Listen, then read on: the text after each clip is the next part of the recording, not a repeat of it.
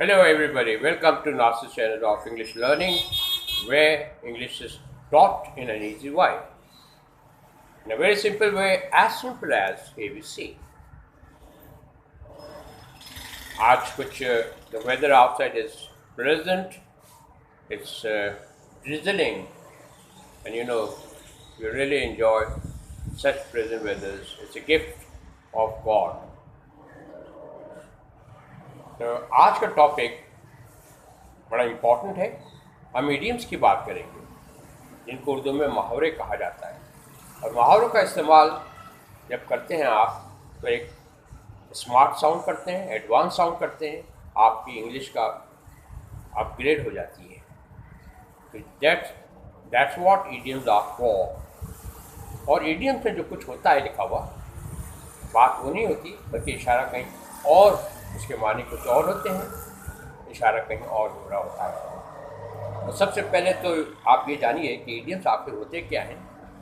कि an idiom is an expression whose meaning is different from the meaning of the individual words, यानी उसके जो माने होते हैं वो जो लिखा होता है वो नहीं होते। इसलिए इडियम ज़रा अगर टाइमिंग से बोला जाए तो मैंने कहा कि आप बेटर स्मार्ट साउंड करेंगे।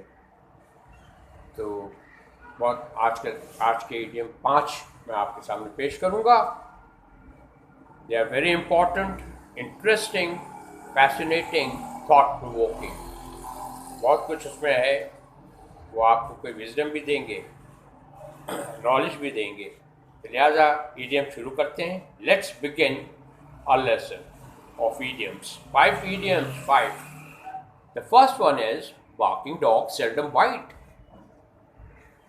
Barking dogs seldom bite. मतलब जो गरजते हैं वो बरसते नहीं भाई। People who take to shouting do nothing. बस चिल्लाते हैं, आपको थ्रेट देते हैं, मैं ये कर दूंगा, वो कर दूंगा। Those poor people are harmless. बेचारे कुछ नहीं करते, नुकसानदेह नहीं होते। जैसे स्ट्रीट डॉग्स होते हैं, भोंकते हैं, लेकिन करते कराते कुछ नहीं है, तो उनसे घबराइएगा मत। Don't get scared of those people. पहला मुहावरा। दूसरा मुहावरा आया once in a blue moon. कभी कभार, शायद नादिर। I visit my friends once in a blue moon. Not every now and then, हर दफा नहीं करता। Not every day, not every week, but once in a blue moon कभी कभार करता हूँ। इसकी जो डेरिवेशन है कहाँ से आई वो अगर बताना शुरू कर दूँ तो ये टाइम कम पड़ जाएगा, फिर कभी इस पर बात होगी। मुहावरा हो गया, आपने कर दिया। अब दूसरा ये है कि to make a mountain out of a mole hill. Make a mountain out of a mole hill. Mole छुछुंदर को भी कहा जाता है और मोल तिल को भी कहा जाता है। ये जो ब्लैक मार्क होता है ना, ब्यूटी मार्क कहते हैं, बर्थ मार्क, उसको भी तिल ही कहा जाता है और छुछुंदर को भी कहा जाता है। मगर इसके माने गए हैं इस मुहावरे के कि किसी चीज़ को एग्जैजरेट करना, बड़ा चढ़ा के पेश करना है, वो इतनी सी, उसको इतना बड़ा बना देना। You make it mount Everest बना देते हैं। 29,000 फीट पे वो चली जाती है बात। तो इतनी छोटी छोटी बातों का बतंगड़ा भाई। आप कहते हैं अक्सर दोस्तों से, भाई ही always makes mountain out of a mole hill, so we don't want to sit with him, we are fed up.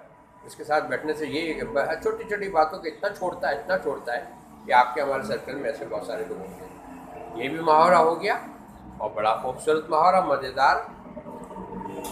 अब तो है to take the bull by its horns. To take the bull by the horns. Horns कहते हैं सींगों को। Bull आप जानते हैं बैल होता है। और आपने स्पेन में, ख़ासतौर पर उसके शहर मैड्रिड में देखा होगा कि बुल फाइटिंग के स्टेडियम में वो जो गेम होता है बुल फाइटिंग का, that is very dangerous. I tell you, very dangerous. Lots of people have lost their lives in that game. It's so risky. वो सिंह पकड़ता है, और वो भी कोई मामूली शख्स नहीं होता जो उससे मुकाबला कर रहा होता है, और बुल पूरी फोर्स से आपकी तरफ। तो यहाँ पर मतलब है कुछ और है कि आप किसी चीज़ को आप डायरेक्ट उससे मुकाबला कर रहे हैं, और इधर उधर से नहीं जा रहे हैं, कह रहे हैं yes come let's have a fight to decide, will decide the matter with the drill, हम फाइट करेंगे। ये डायरेक्ट अप्रोच, आप डायरेक्ट मेथड अपना रहे हैं किसी डेंजरस चीज़ से निपटने के लिए। To take the bull by the horns, horns याद रखिएगा, सिंह को कहते हैं। फिर दूसरी चीज़ है आती है to cut one's coat according to one's cloth. इसका मतलब ये है, वैसे तो इतना कपड़ा काटेंगे जितना दरकार होगा, यानी कि उस अपनी चादर में रहिए, do not go out of it, that is चादर से ज़्यादा पैर फैलाएंगे तो यू आर इन्वाइटिंग ट्रबल, आप मुसीबत में आएंगे। अगर अल्लाह ताला ने आपको कुछ दिया है, if God has given you something, you have money, you have wealth, you have everything, तो उसको आप हिजा मत सर्व करें, बल्कि अगर हो सके तो किसी गरीब की मदद कर दें, वो आपको ज़्यादा उससे सुकून मिलेगा, ज़हनी सुकून मिलेगा। That will give you a peace of mind. यानी कि अभी मैं अच्छा घर पे खा रहा हूँ और थोड़ी देर बाद कहता हूँ कि let's go outside and eat something, that's not fair, भेजा सर्फ है।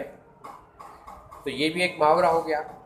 फिर दूसरा है इसी से related, burn the candle at both ends.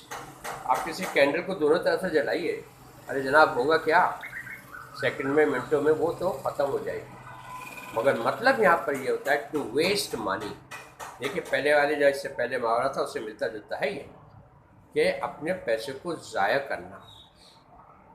तो why don't you earmark का मतलब बचा के रखें some money for the rainy days. Rainy days का मतलब बारिश वाले दिन नहीं, मतलब मुश्किल दिनों के लिए बचा के रखिए।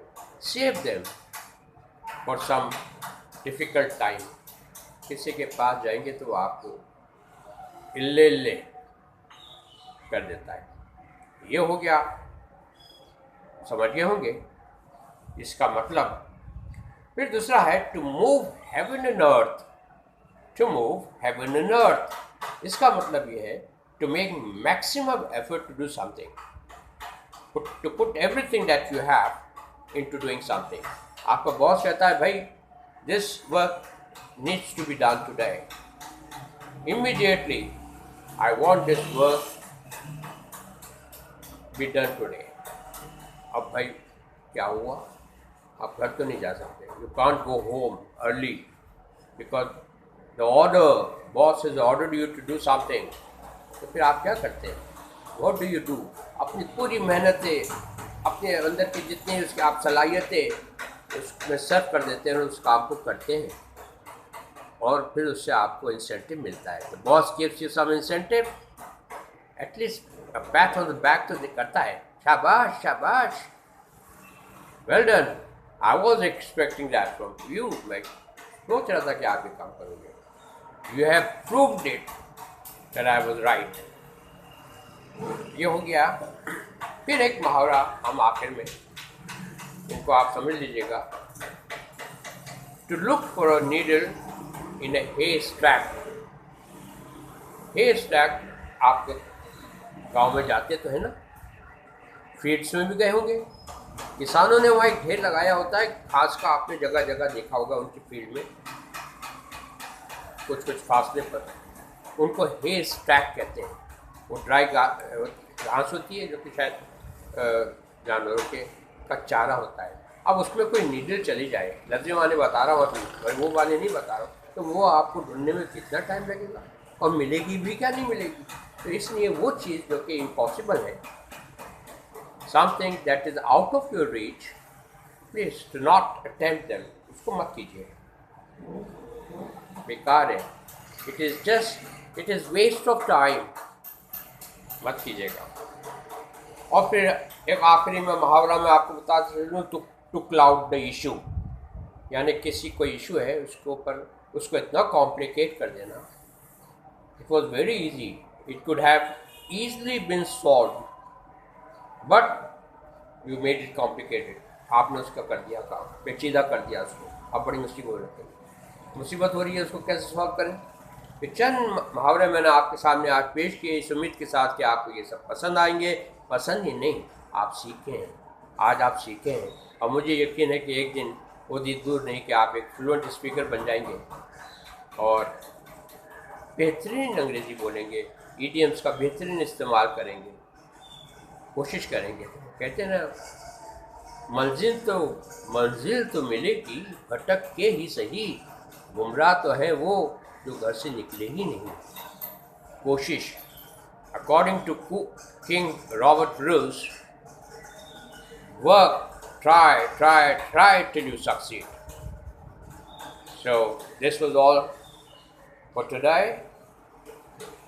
मैं आपसे रिक्वेस्ट करता चलूँ कि आप मेरे चैनल को सब्सक्राइब कीजिएगा और बेल जो है उसको भी दबा दीजिएगा, ताकि जिस टॉपिक पे और जिस सब्जेक्ट पे बात करूँ वो आप तक पहुँच जाए, ऑटोमेटिकली खुद ब खुद पहुँच जाए और आपकी लर्निंग बेहतर से बेहतर होती चली जाए।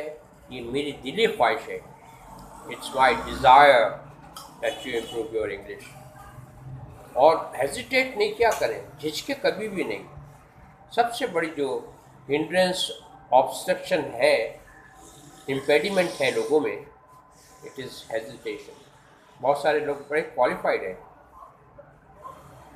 And they know each and everything, I tell you, लेकिन जब बात करने पे आते हैं तो पता नहीं क्यों झिझक, एक अजीब सा उनको फोबिया अंदर घुसा हुआ है कि वो डरते हैं, झिझकते हैं, and they are unable to convey your ideas और टू अक्रॉस टू समबडी। तो लिहाजा मैं आपसे इस वक्त के लिए इजाज़त चाहूँगा। ये मेरा लेसन मुकम्मल हुआ। अपना अच्छा ख्याल रखिएगा। Be nice to yourself, be nice to others, and be happy. Thank you and good bye.